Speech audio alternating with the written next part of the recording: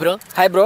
So recent episode చూసారా big boss? చూసిన 2 ఎపిసోడ్లు చూసిన. మెయిన్గా మాత్రం వైల్డ్ కార్డ్ ఎంట్రీ ఇది మాత్రం వేరే లెవెల్ అని అన్నింటిలో నాకు నచ్చింది ఏంటంటే మా అలెక్య చిట్టి పికిల్ మోక్ష.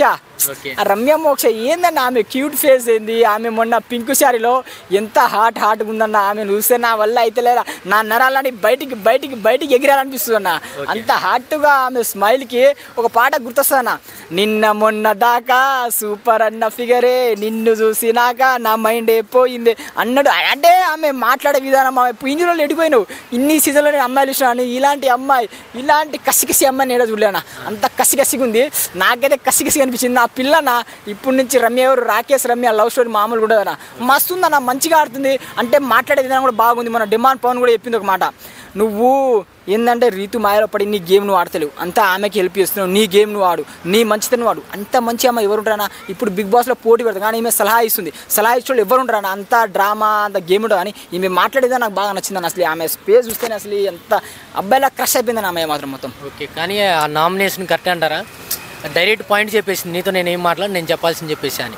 సో అంతవరకు చెప్పడం కరెక్టే అంటారు అలాగా? అన్న ఆమె చెప్పిన పాయింట్ రైట్. ఎందుకంటే రీతు చౌదరి ఓవర్ యాక్షన్, ఆమెకు గేమ్ తప్ప ప్రేమ రొమాన్స్ ఎక్కువ అన్న. ఆమెకు గేమ్ పరంగా ఆమె గేమ్ ఆడతలేదు. ఆమె చూసి పోయింది కాబట్టి ఆమె గురించి తెలుసు, మనం కూడా చూస్తున్నాం Bigg Boss. So Rithu Chowdary matter లేదని ఏంటంటే లవ్ స్టోరీలో ఉంటుంది ఆమె. ఆ లవ్ స్టోరీ ఇడిపోతే ఆమె బయటికి వచ్చేస్తుంది అంతే. ఎందుకంటే బయట ఎంత కాంట్రవర్సీ రీతు చౌదరి తెలుసు, లోపల కూడా అంతే కాంట్రవర్సీ. ఆమె మ్యాటర్ లేదు కానీ ఏంటంటే మెయిన్ పాయింట్ ఏంటంటే డిమాండ్ పవన్లో సేఫ్ అయ్యి గేమ్ ఆడి గెలుస్తాను. కానీ ఈమె సింగిల్గా ఆడితే మాత్రం ఒక్క గేమ్ కూడా గెలవదు అన్న, కష్టం చాలా. అది ఇప్పుడు చిట్టి పికిల్స్ సోషల్ మీడియాలో షేక్ చేశారనమాట. సో బిగ్ బాస్లో కూడా అదే షేక్ చేస్తారంట. అసలు నాకు చిట్టి పికిల్ బయట ఏదో అట్లా తెలుసు కానీ బిగ్ బాస్కి వచ్చినాక నా ఫోకస్ అంతా ఆమె మీద పెట్టినా. అసలు ఏందన్నా ఆమె గ్లామరు, ఆమె మాట్లాడేది ఎంత బయట ఎంత హిట్టో లోపల కూడా అంటే హిట్ పక్క టాప్. ఎందుకంటే ఆమె ఇప్పుడే స్టార్ట్ ఇస్తుంది బండి. ఇప్పుడు కొత్త బండి కొంటాం, గేర్ మీద గేర్ వేస్తేనే ముందుకు పోతుంది. ఆమె ఇప్పుడు మెల్లమెల్లగా వస్తుంది, ఒక్కొక్కరికి చుక్కలు చూపిస్తాయి. చెప్తున్నా నేను ఆల్రెడీ బుల్లెట్ను దింపుతున్నా అని చెప్పిన, ఇమానిలు డిమాండ్ పవన్ కళ్యాణ్ చెప్పిన, బుల్లెట్ దింపుతున్నా అని చెప్పిన, దింపిన. అండ్ ఇంకొకటి ఏంటంటే అన్న కళ్యాణ్ గురించి ఒక పాయింట్ రేజ్ అయిందన్న. ఒక పాయింట్ ఏంటంటే చాలామంది నోరు జారిన మోక్ష అంటాను, ఏం మీకు కళ్ళ అవపడతలేవా? ఏం అంటే కళ్యాణ్ రొమాన్స్ చేసినా మంచిదే, కిస్సు పెట్టినా మంచిది, ఏం చేసినా మంచిది. కానీ అంటే మోక్ష ఒక మాట అనగానే, రమ్య గారు ఒక మాట అనగానే మీకు పెద్దగా ఇచ్చిందా? అసలు ఆమె చెప్పిన పాయింట్ రైట్ అని అందరు పెద్ద రివ్యూవర్స్ ఏమన్నా మీకు వ్యూస్ కోసం ఎంతనే చెప్తారా? ఆమె నెగిటివ్గా చూపించారు.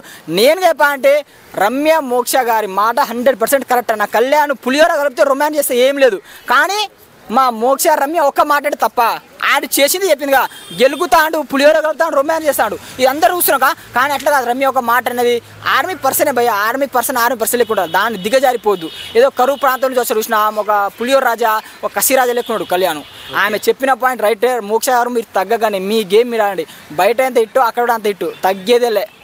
ఓకే, ఇప్పుడు ఇమానుయల్ చూసుకుంటే తనుజాని ఆపేసి ఇప్పుడు చిట్టి పికిల్స్ మీద పడ్డాడు. సో దాని మీద మీరు ఏం చెప్తారు? ఇగో మేము చెప్పాలంటే ఇమానుయల్ బిగ్ బాస్ అదిలా డబల్ ఫేస్ పర్సన్ బ్రో. ఎవరు మంచిగా వాళ్ళకి తిరుగుతాడు, ఆయనకి ఎవరు మంచిగా మాట్లాడతారు వాళ్ళకి ఉంటాడు, వీళ్ళకి ఉంటాడు. అంటే 2 in 1 పర్సన్ అనమాట. ఆయన ఒక్క స్టాండ్ మీద లేడు. ఇప్పుడు మొన్నటిదా బాగుండని ఈ మధ్యలో స్టాండ్ మీద లేడు. ఎవరు కొత్త వస్తే వాళ్ళతో మింగిల్ అయిపోతారు. అంతేగాని ఒక స్టాండ్లో పోవాలి అట్లని ఏముండదు బ్రో. అది ఇమానుయల్ టూ ఫేస్ పర్సన్ నాకు తెలుసు.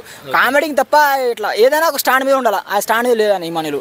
ఓకే, నెక్స్ట్ ఎలిమినేషన్ ఎవరంటారు? నెక్స్ట్ ఎలిమినేషన్ ఈ వీక్లో దివ్య అవుట్ బ్రో. అయిపోయింది, నిన్న వచ్చింది కదా దివ్య. ఇప్పుడు నాకు తెలిసి దివ్య, సుమన్ శెట్టిన, తనుజ, దివ్య, భరణి అండ్ రాము రాథోడ్ వీళ్ళందరూ ఒక మంచి టాప్లో ఉన్నాడు. మెయిన్గా మాత్రం దివ్యకే డేంజర్ జోన్ అని నేను అనుకుంటున్నా. ఓట్ల పరంగా వాళ్ళ బిగ్ బాస్ ఇష్టం, ఎవరు ఉంచుతాడో ఎవరు తీస్తాడో ఆయనకి తెలియదు. Okay, thank you.